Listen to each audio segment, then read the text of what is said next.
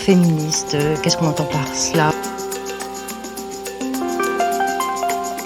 Il y a beaucoup de gens qui adorent, mais ils adorent nous rappeler que ce qu'on croit savoir de notre combat qu'on porte, je ne sais rien.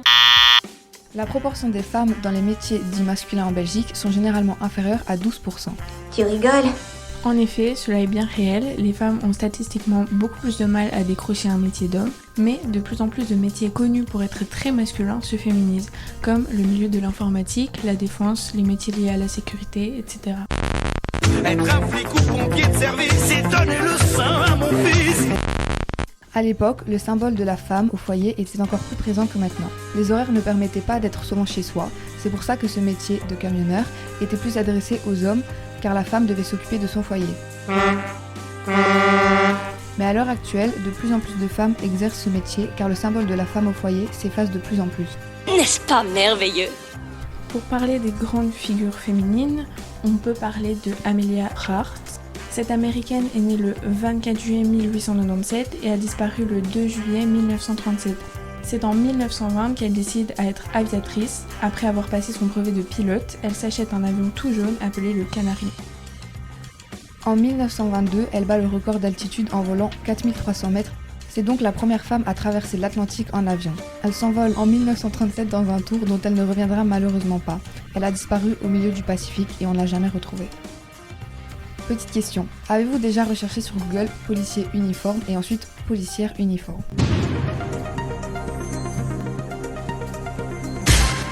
On peut remarquer que la femme est beaucoup plus sexualisée que l'homme. Elle porte une jupe courte, un décolleté, chemisier et des talons.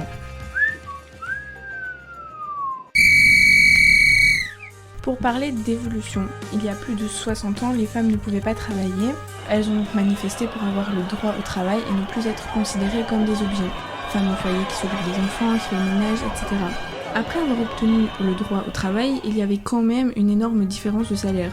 À l'heure actuelle, les femmes se battent encore pour cette différence, cette inégalité.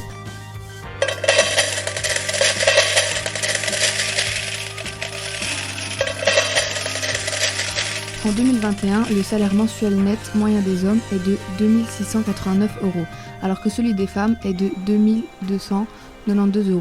En moyenne, les femmes gagnent alors 400 € de moins que les hommes, soit 15% de moins. Ou encore les hommes touchent en moyenne un salaire supérieur de 17% à celui des femmes. C'est cela, oui. On espère que cette différence salariale va cesser et que l'égalité des sexes sera rétablie. Les bonnes femmes leur font tout le confort moderne maintenant. À l'heure d'aujourd'hui, il y a encore de l'inégalité homme-femme, plus dans certains pays que d'autres, mais les femmes se battent, agissent et manifestent pour l'égalité. Ouais, mais vous l'ouvrez beaucoup, c'est surtout ça l'histoire. Ah oui, mais parce qu'on a vraiment des choses à dire. Ouais, mais je trouve que vous l'ouvrez un petit peu trop, si je puis me permettre. Être femme, ce n'est pas une donnée naturelle.